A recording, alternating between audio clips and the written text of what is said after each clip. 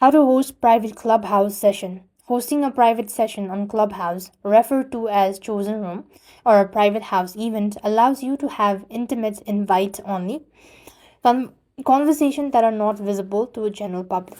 So what you want to do is, in order to start a private room, you first of all need to tap the plus to start a room button in a hallway.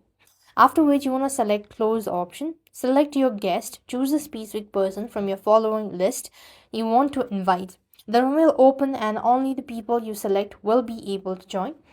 And after which, if you want to schedule a private event, you can simply tap onto the calendar icon at the top right, and you could just go ahead and create a new event, fill in the every event details, name, date, time, description, and that's how you're going to host private Clubhouse session. So that's it. I hope the video was helpful.